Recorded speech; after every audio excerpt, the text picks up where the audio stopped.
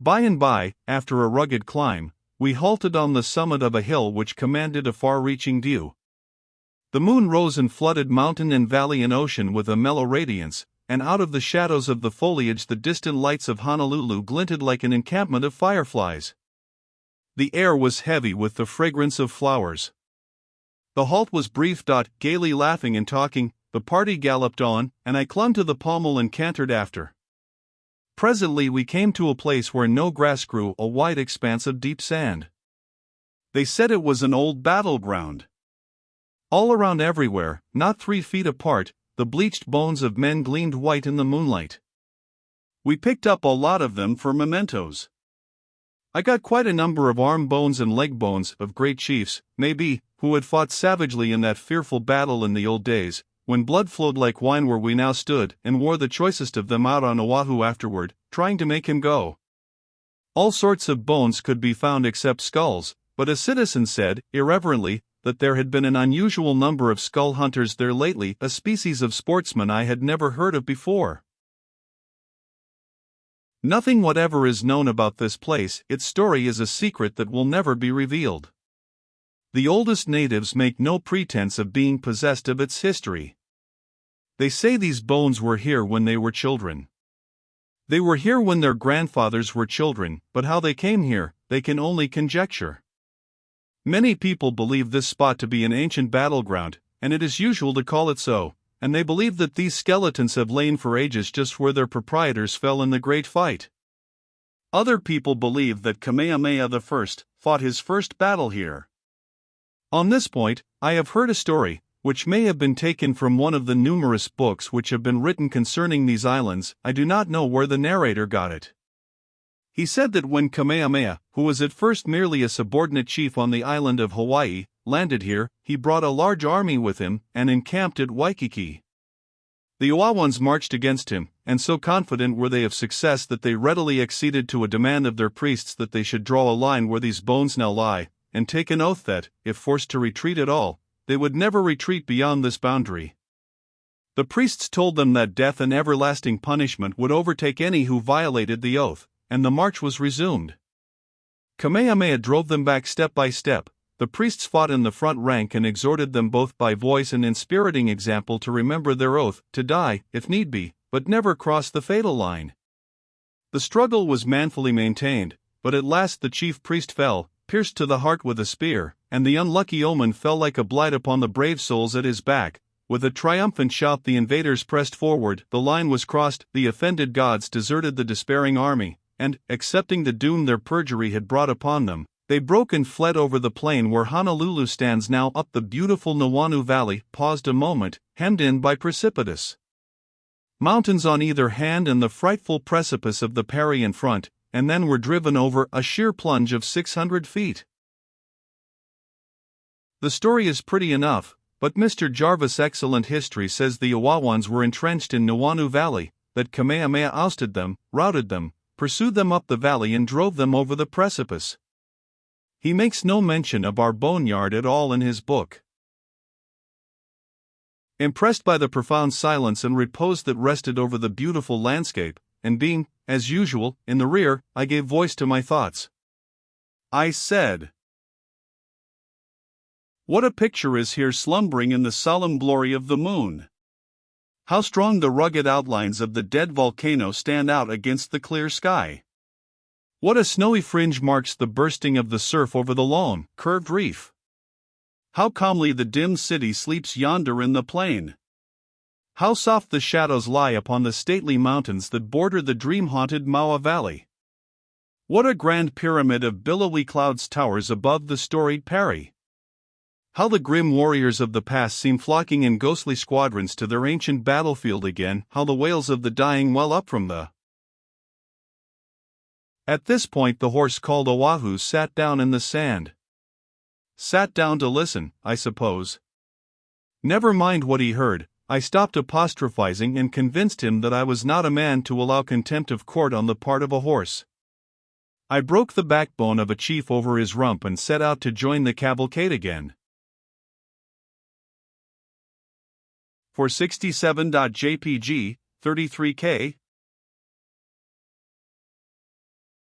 Very considerably faggied out, we arrived in town at 9 o'clock at night, myself in the lead, for when my horse finally came to understand that he was homeward bound and hadn't far to go, he turned his attention strictly to business.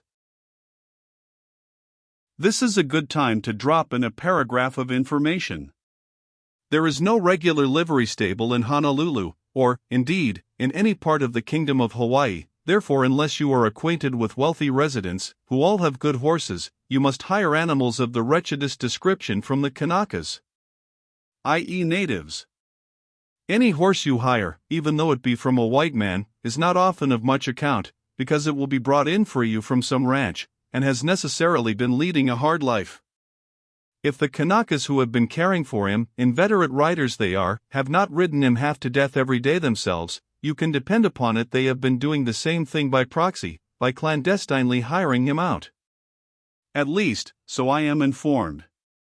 The result is, that no horse has a chance to eat, drink, rest, recuperate, or look well or feel well, and so strangers go about the islands mounted as I was today.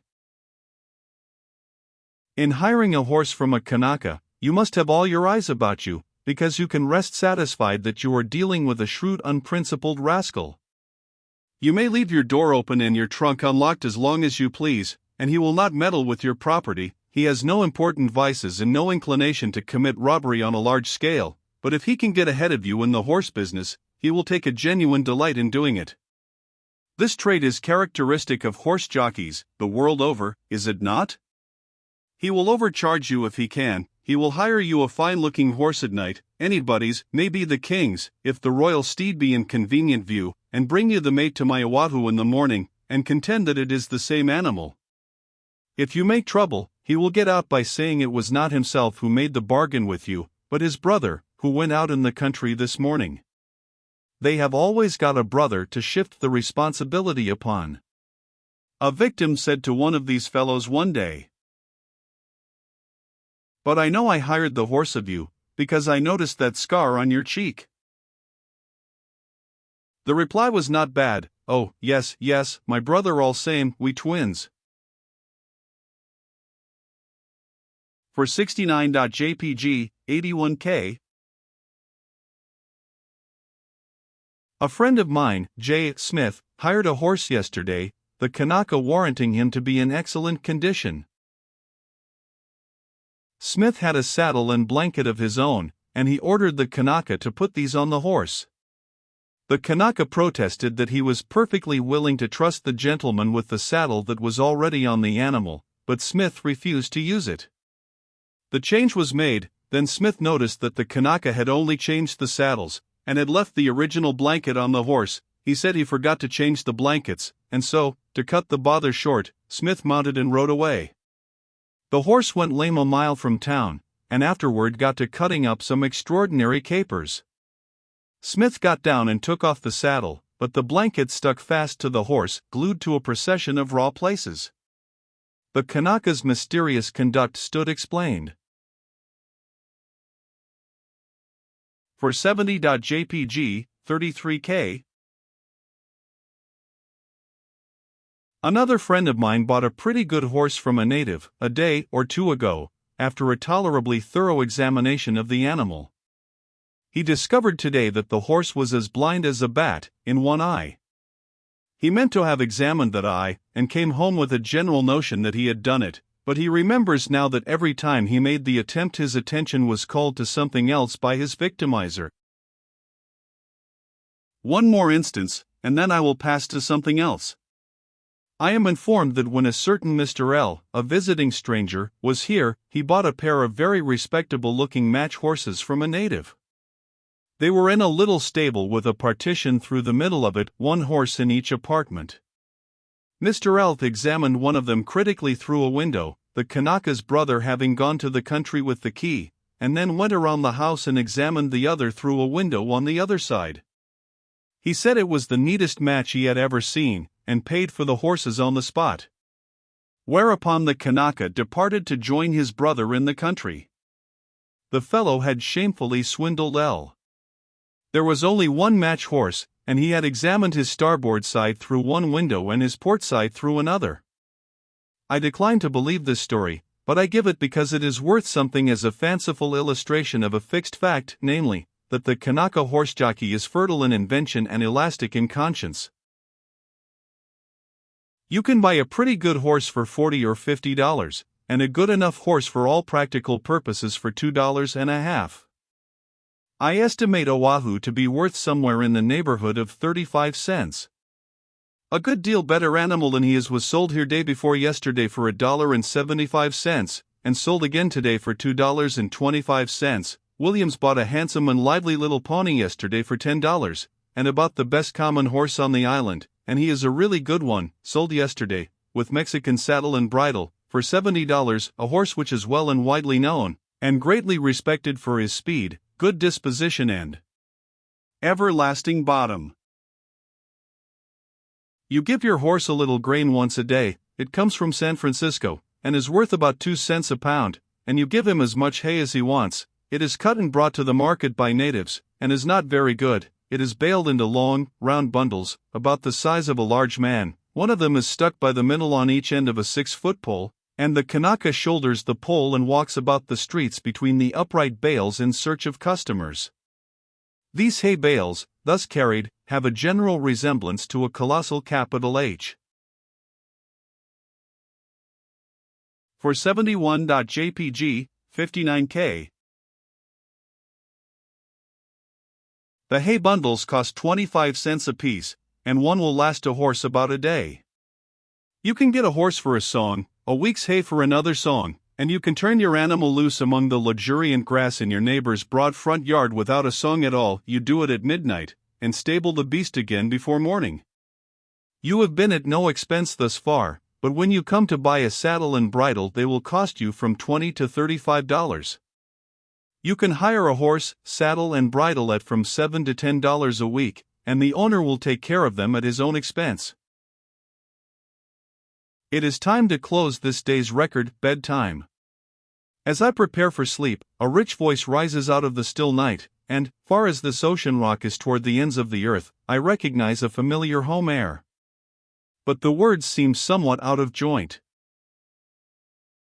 Waikiki Lantoni oi ka huli huli wavu.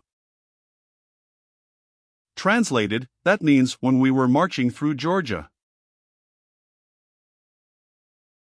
For 72.jpg, 28K.